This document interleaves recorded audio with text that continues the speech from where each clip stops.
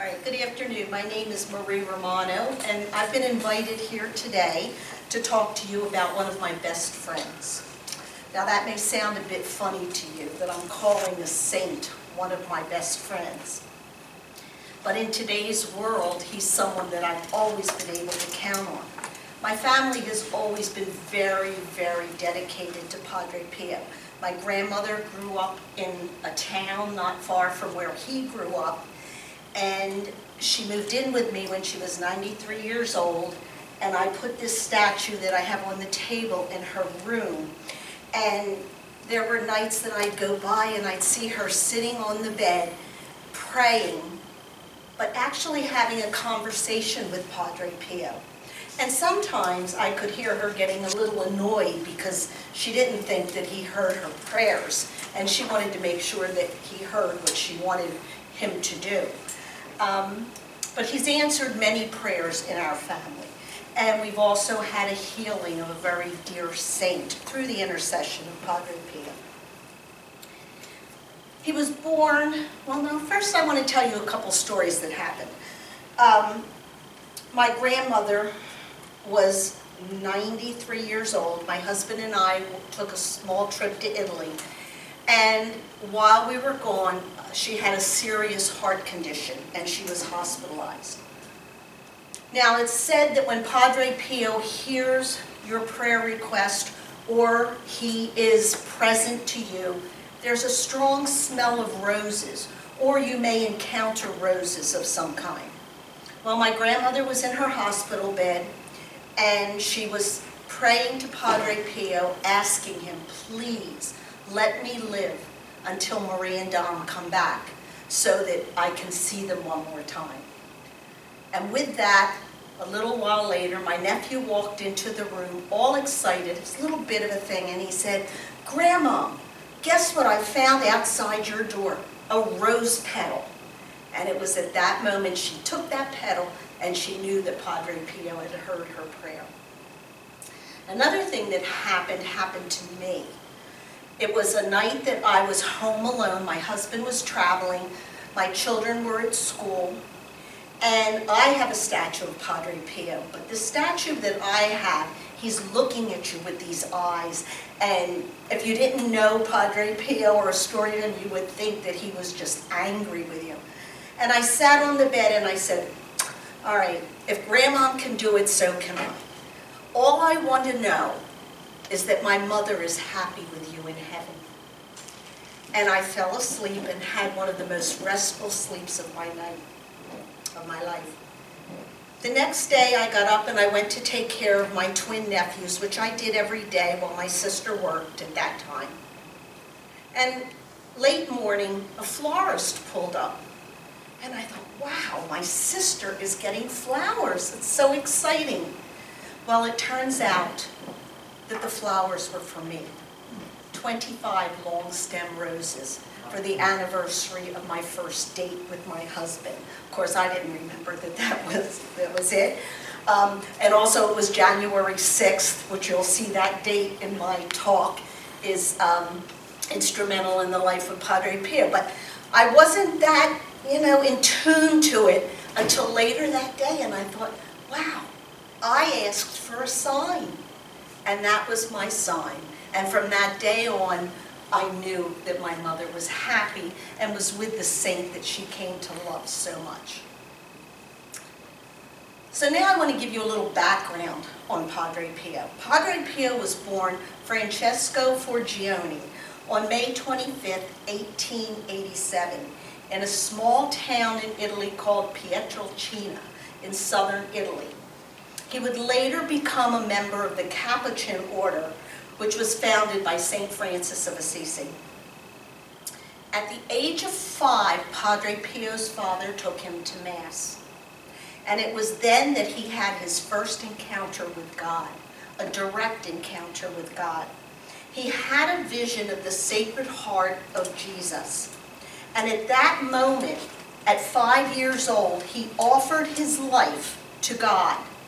And he said that he felt the laying on of hands, and he knew that that was his confirmation that God wanted him to be a priest, and he knew that that was what was going to be. He's often referred to as the second Saint Francis. And the Novena to the Sacred Heart, which I have given you, was a prayer that Padre Pio prayed every single day. And I am sure that his devotion to the Sacred Heart from that time that he was 5 years old was instrumental in him praying that prayer. On January 6th, there's that date again, 1903, he entered the friary of Saints Philip and James in Marconi, Italy. He began his studies for the priesthood in this friary, but he suffered so much in those years.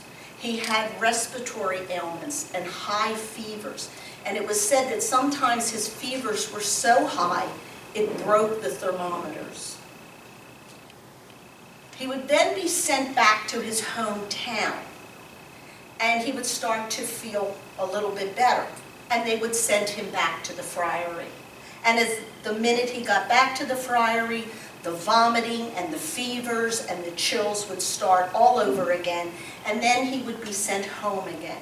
And as this went on back and forth, he was missing out on a lot of his studies. And so there are testimonies from fellow friars at the friary that said they would hear the crashing of things in his room and these loud, horrible noises that would come from his room, only to find out the next day that he was covered in bruises and welts, knowing that he was being tormented by the devil. This very holy man was a large threat to the devil because he was bringing so many to Jesus. And he endured these torturous episodes all throughout his life. On his return to Pietrelcina in 1910, he continued his studies, and he was studying the Mass. And on August 10th, 1910, at the age of 23, he was ordained a priest in the neighboring town of Benevento at the cathedral. And it was explained by one of his superiors at the time that the triple function of a priest was the altar, the pulpit, and the Eucharist. Well, at this point, Padre Pio had not had enough education to be a confessor or to give sermons or homilies, so he was only allowed to serve Mass. And it wasn't until 1917 that he was permitted to hear confessions. Back in 1910, Padre Pio began to see redness on his hands and his feet, and he began to feel pain, and he knew what was happening. But he asked God to spare him the embarrassment of this, but not the pain. He was willing to accept all of the pain in his life for the conversion of sinners and the poor souls in purgatory. It was 1916 when he was sent as a parish priest to minister to the faithful in San Giovanni Rotondo. It was the hope that the clean air in the mountains of San Giovanni would help his health and he would not be as ill.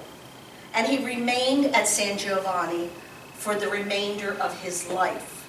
However, he still had bouts with pleurisy, respiratory ailments, and was constantly tortured by the devil. On September 20th, 1918, at the age of 31, he was praying in the chapel at San Giovanni Rotondo, and he had a vision of Jesus crucified on the cross. And when the vision was over, he noticed he had the same wounds as Christ. He was bleeding from his hands, from his feet, and from his side. He was only the second priest having received what is called the stigmata, the first being St. Francis of Assisi. He suffered greatly with the stigmata. There was a period in his life when the church was not sure that this had come from God, that maybe he was doing this to himself. And so they would not allow him for a period of 3 years to say Mass. He had to say it publicly. He could say Mass in private. And this was torturous for him because he loved being among the people. He loved the Mass. And so he accepted this as the will of God and offered it for the conversion of sinners. Padre Pio was very much loved at San Giovanni Rotondo. And after the word spread that he had the stigmata and the possibility of miracles happening, many people came to San Giovanni Rotondo to attend his masses and to receive his blessing. The crowd became so large that in 1956 they had to build a new church, and it was also called Our Lady of Grace. Many people came from all over the world to be touched by him in the hopes of healing or having a prayer answered. It's been reported, like I said, that there was a strong scent of roses when Padre Pio was in your presence. One such miracle occurred in the life of a young girl from our area. Vera Marie Calandra was born with a severe condition of the bladder. Eventually, after several operations, her bladder had to be removed, and her family was told that she could not live in this condition. Her mother sent a telegram to Padre Pio, and she asked for a miracle. Padre Pio answered, and when he answered, Mrs. Calandra said she had the strongest odor of roses. And Padre Pio said to her, bring your child, your 2-year-old child, right away. Padre Pio was anticipating their visit. So Mrs. Calandra, along with her little daughter Vera Marie and her 5-month-old baby, went and traveled to Italy to see Padre Pio. Padre Pio blessed both children by laying his hands on their head. Mrs. Calandra silently vowed that if her little girl were to live, the whole world would come to know Padre Pio through her. When they returned to Norristown, Vera Marie's bladder had miraculously begun to regrow. And she's still alive today at the National Center for Padre Pio in Bartow, where she is involved in continuing the work of her mother to spread the word of Padre Pio. Why did Padre Pio tell Mrs. Calandra to come right away? Did he know that he would die several months later? A second miracle took place in Ridley Park, Philadelphia. And this occurred after Padre Pio's death. On December 2nd, 1983, Paul Walsh, a 17-year-old senior at St. James High School in Chester, Pennsylvania, lost control of his car on an icy road and crashed at high speed into a telephone pole. He suffered serious head injuries and many broken bones. After 10 hours of surgery, he started to improve. But on December 26th, he started having seizures, seizure after seizure, and he went into a coma. After many weeks of prayer, his mother called Mrs. Calandra. And Mr. Calandra brought the glove to Paul, the blood-stained glove of Padre Pio, and placed it on Paul's head. After a second visit from the Calandras, Paul began to improve. And his mother walked into his hospital room early one April morning and found him fully alert and talking with no repercussions. He was perfectly normal. He explained how his Uncle Charlie had come to visit him in the night. It was now April 22nd, Easter Sunday, when his Uncle Charlie came to visit. His roommate described the visitor as a fat man with a beard, dressed in a brown robe. Upon hearing the description, Paul's mom showed him a photograph of Padre Pio, and Paul identified him as his visitor. As I said before, people from all over the world came to see this great man of God. Padre Pio's masses were known to last 2 or 3 hours. During the consecration of his mass, he would go into ecstasy. He would be so focused on God that it could last an hour. And you could tell that Padre Pio and Jesus were one and the same.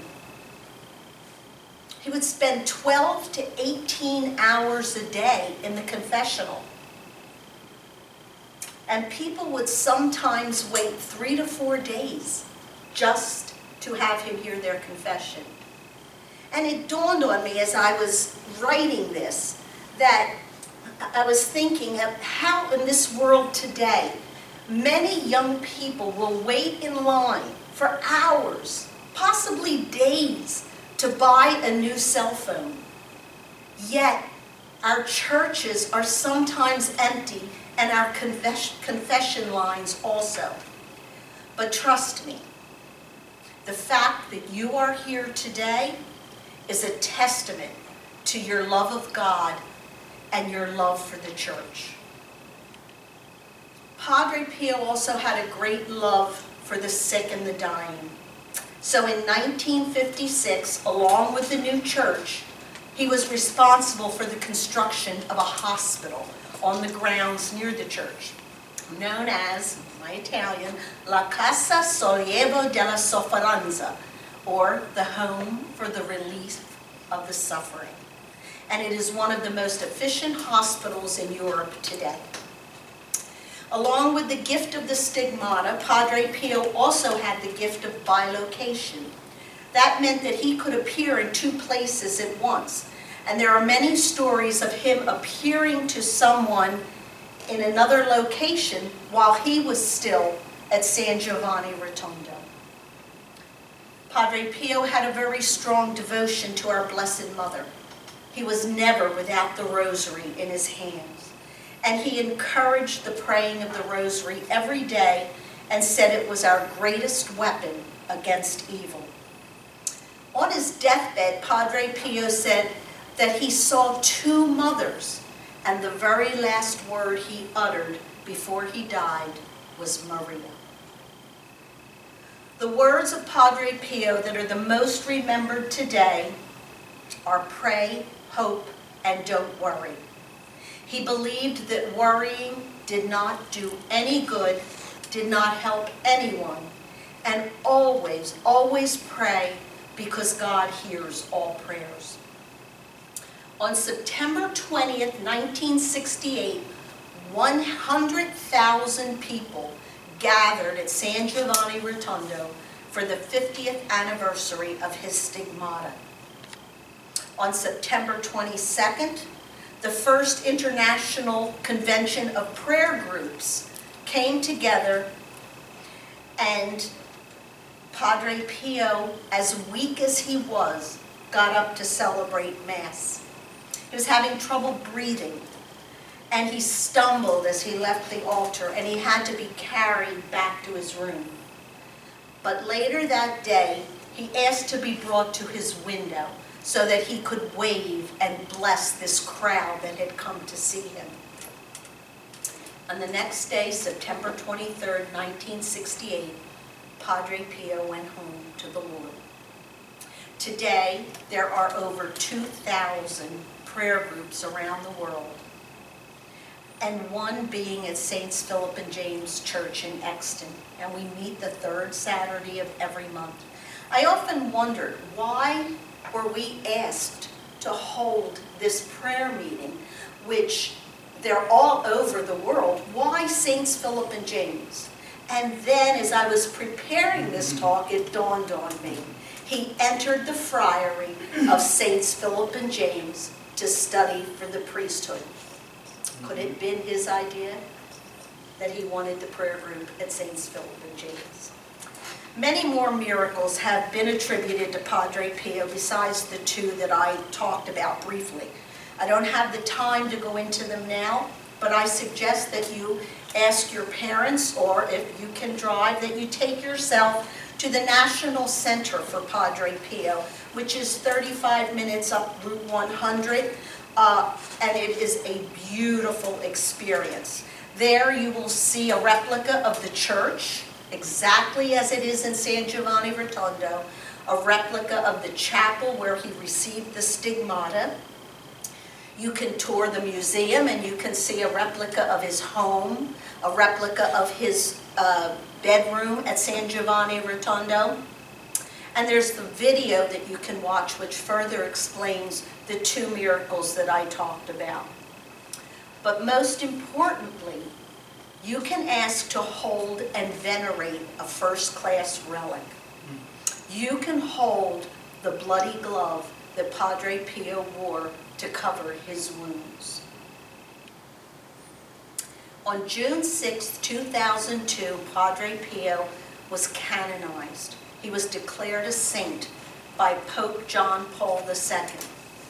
6 years later, in 2008, his body was exhumed, and it was found incorrupt. His body was intact. It had not deteriorated. And I have pictures up under the poster that you can see of his body when it was exhumed.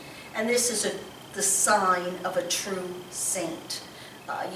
You can see pictures of Saint Bernadette and Saint Teresa the Little Flower, their body. Saint John Newman in Philadelphia, his body is under glass because when they were exhumed, their bodies had not deteriorated. As I said, a true sign of a saint.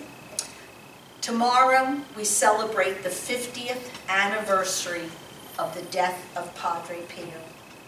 Please remember him, and always remember, pray, hope, and don't worry. In a minute, we're going to go to the chapel where you can venerate and see a first-class relic. It is a piece of a bandage that Padre Pio had on his side that he bled from. It's a first-class relic because it has the blood of Padre Pio on it. Now, as I was thinking this morning, how can I explain what a first-class relic is? And I came downstairs and my husband had this book on the table, and I thought, oh, thank you, Padre Pio, because he had it circled. Relics are precious and holy reminders of our closeness to the saints. They tell us that saints were flesh and blood persons, unique individuals through whom God's holiness shone forth. They spur us to strive in God's grace to lead lives of integrity, virtue, and charity. And if we could end with an Our Father, in the name of the Father, of the Son, and of the Holy Spirit. Amen. Our Father, who art in heaven, hallowed be thy name. Thy kingdom come, thy will be done, on earth as it is in heaven. Give us this day our daily bread, and forgive us our trespasses, as we forgive those who trespass against us. And lead us not into temptation, but deliver us from evil. Amen. In the name of the Father, and the Son, and of the Holy Spirit. Amen. Thank you very much. Thank you. What year did the miracle of the young man from Vivi Park occur? That occurred after his death, Okay. and I believe it was 83. Okay. But I'm not positively sure. I think I did, let me go back. That's all right, just start with But I think it was 83 that but I know it was after his death. But while he was alive, he bilocated to South America and that sort of thing, Yes, right? yes, he had that gift that he could be, and people would say, I saw Padre Pio at such and such a place, and how could you have seen him? He's at he never left San Giovanni Rotondo, so that was a gift, that was one of his gifts. Yes, the stigmata were in the hands and the feet and the side. And the side. How about the shoulder? Was there a He shoulder did have a wound on his shoulder, which they feel may have come from a battle with the devil. If you take a look, here's a picture of him as a young man after he first received the stigmata. Many times you see pictures of him hiding his hands. He was so embarrassed to have, this visible sign. He didn't want people to think that, he was equal to Christ. This was his way of suffering for souls and for the conversion of sinners. I also wanted to see if I could find a later... He lost that concept of suffering for souls in the church for the last... He was a victim soul. Yeah.